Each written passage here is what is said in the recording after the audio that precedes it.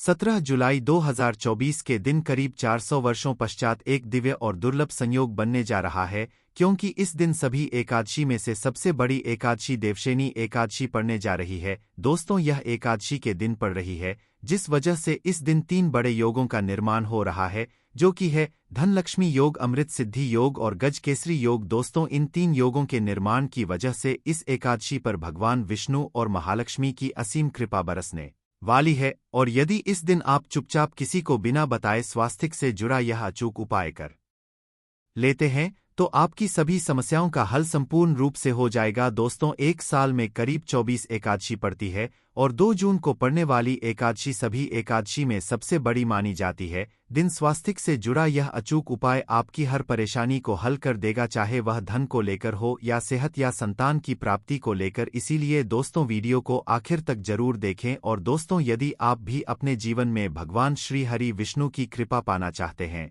तो इस वीडियो को लाइक करके कमेंट में जय श्री हरि, जय माता लक्ष्मी लिखना ना भूलें। दोस्तों, देवशयनी एकादशी का दिन श्री हरि विष्णु को समर्पित है। इस दिन जगत के पालनहार श्री हरि विष्णु अपनी 4 महीने की योग्य निद्रा से जागते हैं। इसके पश्चात से ही सभी मांगलिक कार्य आरंभ हो जाते हैं। इसके अलावा देवशयनी एकादशी भगवान विष्णु को प्रसन्न करने के लिए भी बेहद उत्तम मानी जाती है। इस दिन भगवान विष्णु को प्रसन्न करने के लिए कुछ लोग व्रत रखते हैं और पूजा करते हैं। इस दिन सच्ची श्रद्धा और भक्ति भाव से भगवान विष्णु की पूजा करने से सभी मनोकामना पूर्ण होती है। दोस्तों, स्वास्तिक अत्यंत प्राचीन काल भारतीय संस्कृति में कल्याणकारी चिन्हित समझा जाता रहा है। इसीलिए कि किसी भी शुभ काम को करने से पहले स्वास्तिक चिन्ह अंकित करके उसका पूजन किया जाता है। मान्यता है कि ऐसा करने से कामों में सफलता मिलती है, क्योंकि स्वास्तिक का चिन्ह को शुभता का चिन्ह समझा जाता है।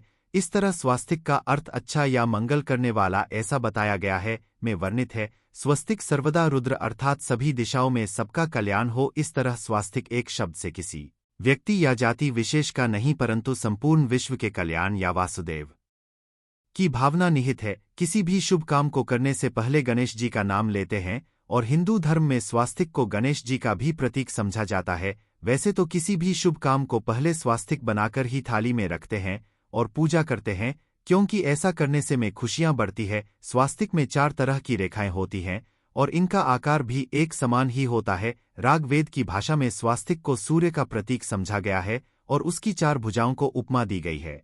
पौराणिक मान्यता है कि 4 दिशाओं यानी पूर्व, पश्चिम, उत्तर, दक्षिण की ओर यह 4 भुजाएं इशारा करती हैं और हिंदू धर्म में इनको 4 वेदों से जोड़कर भी कहा जाता है, यानी ऋग्वेद, यजुर्वेद, अथर्ववेद और सामवेद। स्वास्तिक की 4 रेखाएं सृष्टि से रचनाकार भगवान ब्रह्मा के 4 सिरों को दर्शाती हैं और 4 पुरुषार्थ यानी 4 आश्रम, 4 लोक, 4 बेबो यानी ब्रह्मा, विष्णु, महेश और गणेश की तुलना भी की गई है। इसके मध्य में जो बिंदु है भगवान विष्णु की नाभि मानी जाती है, जिसमें से भगवान ब्रह्मा प्रकट होते हैं। और स्वास्तिक की 4 रेखाएं एक घड़ी की में चलती हैं, जो संसार की सही दिशा में चलने का चिन्ह है। यह है स्वास्तिक महत्ता। इस एकादशी के दिन घर के मुख्य द्वार पर शुभ मंगल चिन्ह हट, जिन्हें स्वास्तिक स्वरूप बनाए चावल और कुमकुम की सहायता से बना सकते हैं। चावल और हल्दी के घोल से बना सकते हैं, या फिर कुमकुम यानी सिंदूर और भी सिंदूर और तेल मिलाकर के भी बना सकते हैं। ऐसा करने से वास्तु दोष दूर हो जाता है। इससे मनोकामना की पूर्ति हो जाती, घर से क्लेश कलह दूर हो जाती है।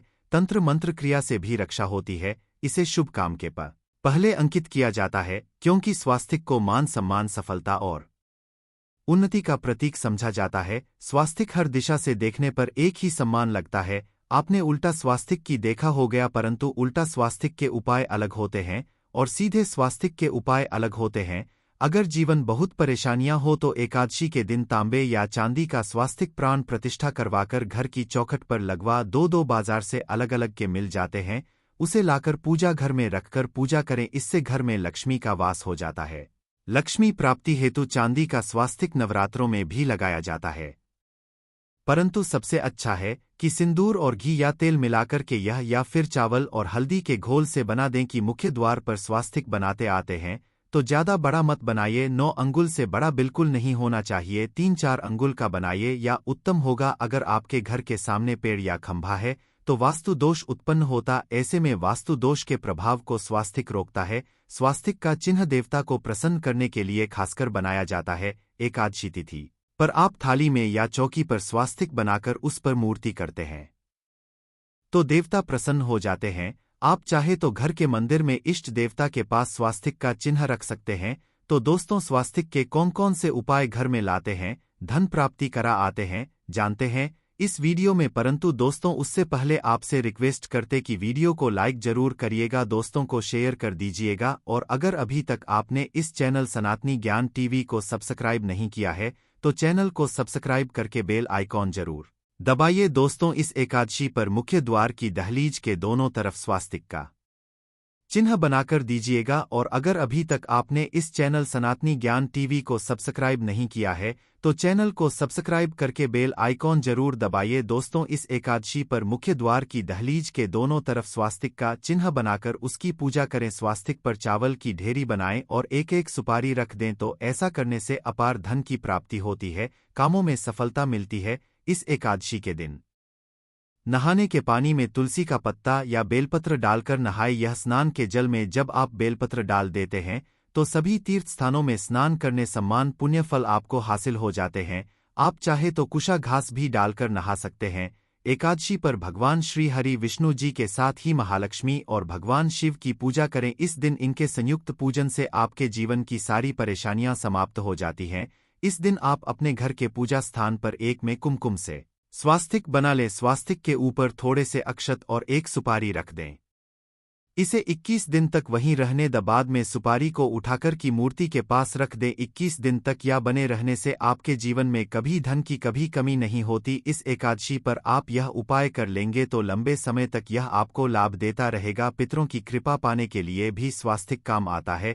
इसके लिए स्वास्तिक का चिन्ह है, घर के मुख्य द्वार के गोबर से बनाना चाहिए। इससे घर की सुख शांति बनी रहती है, पितरों की कृपा बरसती है। दोस्तों, कहा जाता है कि एकादशी के दिन पीपल की जड़ में अगर एक लोटा जल में एक चुटकी काले तिल और थोड़ी सी शक्कर डालकर जल अर्पित करें तो इससे पितृदेव की विशेष कृपा मिलती है और धन लक्ष्मी भी प्रसन्न हो जाती है। धन दौलत सुख समृद्धि यश मान सम्मान में वृद्धि होती चली जाती है। अगर आपकी कोई विशेष मनोकामना है, उस मनोकामना की पूर्ति के लिए आप एक विशेष उपाय कर सकते हैं। दोस्तों, कई बार लंबे समय तक हम किसी मनोकामना को लेकर चलते हैं, प्रयासों बाद भी पूर्ण नहीं हो पाती। ऐसे में एकादशी के दिन आप आसपास के किसी भी मंदिर में जाकर मंदिर की दीवार पर सिंदूर से उल्टा स्वास्तिक बना दें। मनोकामना पूर्ति की प्रार्थना भगवान से करें, जरूर पूर्ण हो जाएगी। और जब आपकी मन्नत पूरी हो जाए तब जाकर वहीं पर सीधा स्वास्तिक बना दें और भगवान को धन्यवाद दें। इस एकादशी पर भगवान श्री हरि की पूजा करेंगे तो उन्हें 2 हल्दी की गांठें जरूर अर्पित की और बाद में हल्दी की गांठ को पीले कपड़े में लपेटकर तिजोरी में रख दें। आपने पहले भी हल्दी की गांठें रखी हो है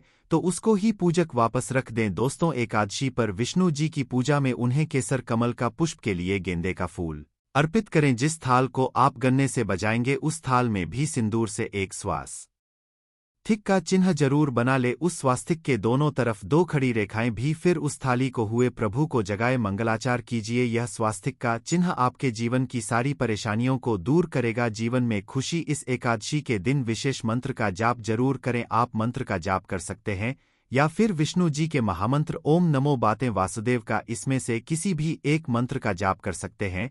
जो भी मंत्र आसान लगे उसका जाप कर ले। इस एकादशी के दिन अपनी मनोकामना की पूर्ति के लिए यह उपाय कर सकते हैं। आप तुलसी में जब जल अर्पित करेंगे तब एक लोटे में जल लेकर उसमें छुटकी हल्दी, 2-4 बूंदे दूध, थोड़ी सी मिश्री और एक छुटकी हल्दी डालकर ही अर्पित करें। और शाम के समय तुलसी के समक्ष घी का दीपक जलाए, दीपक में एक सिक्का रख दें और बाद में इस सिक्के को उठाकर संभाल कर रखें। तुलसी को विष्णु प्रिया भी कहते हैं, इसलिए देवता जब जागते हैं तो सबसे पहले प्रार्थना ना तुलसी की सुनते हैं। वैसे यह सिक्का रोज के दीपक में भी आप डालकर दीपक जला सकते हैं।